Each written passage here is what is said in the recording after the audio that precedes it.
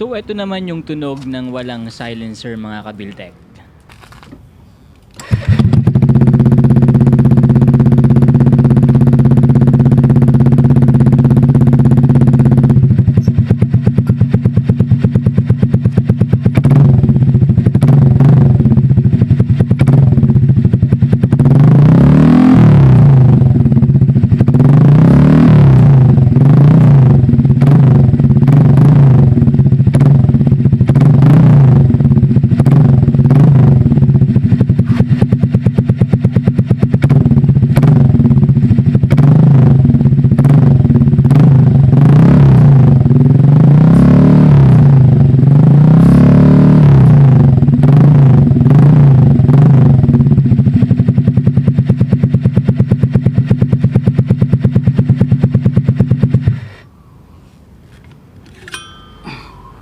Then next naman natin mga kabiltek, ito naman yung tunog ng single silencer sa loob ng pipe natin.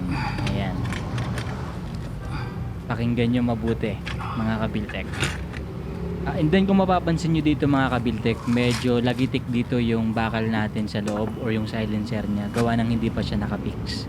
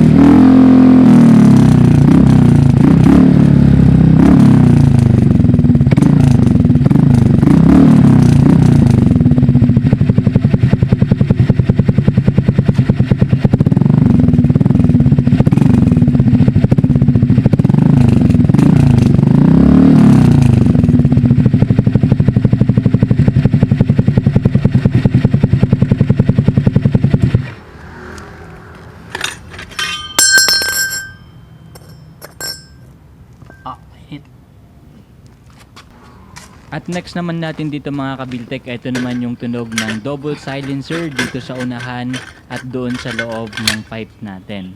So ito yung tunog niya mga kabiltek.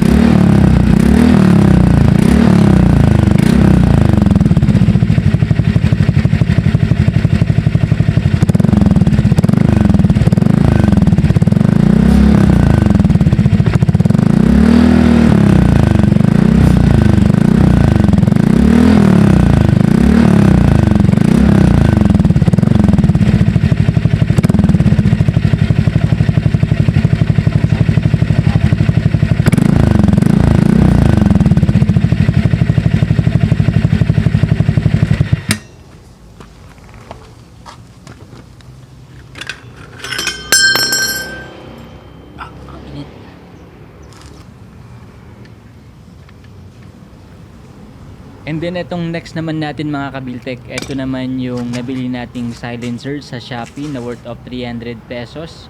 At ang datingan naman ito mga kabiltek, pag nakalagay na siya dun sa SC project natin, parang tunog ano siya, Apido pipe ang datingan. Talagang sobrang ganda rin pag narinig nyo siya in actual mga kabiltek. Mas lalo na pag pinatakbo nyo yung motor ninyo na kabit itong silencer na to. And then meron pa yung isa mamaya mga kabiltek, yung pinagawa naman natin. Ayan. So eto, pakinggan nyo siya mga kabiltek.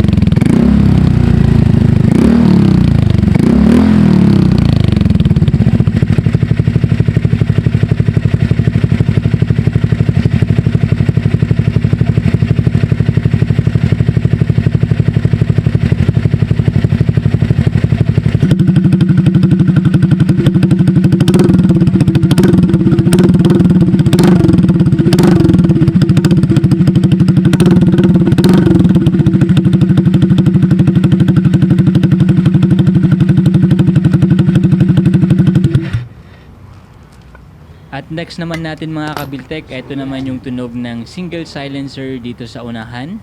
At tinanggal natin na yung silencer niyan sa loob ng pipe natin. At ito pala mga kabiltek yung pinagawa natin na silencer. Ayan siya.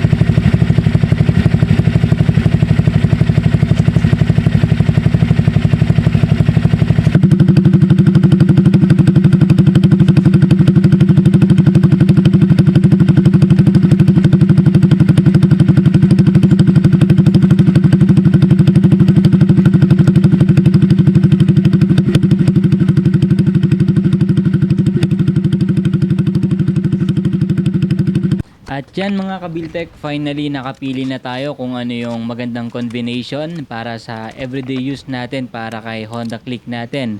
At ang napili natin dito mga kabiltek, ayan may dumaan na naman na aeroplano. Ayan, asahan nyo na yan lagi mga kabiltek dito sa vlog natin. Eto na nga, ang combination na gagamitin natin is yung silencer sa loob ng pipe natin ng SE Project na included na yan dun sa binili natin. At etong pinasadya natin na pinagawa na silencer dito sa labas, ayan, para hindi siya ganun kaingay. Yun lang mga kabiltek, maraming salamat at ride safe tayo lagi mga kabiltek. Huwag kakalimutan din mga kabiltek, please don't forget to subscribe na rin sa munting tahanan natin. Thank you.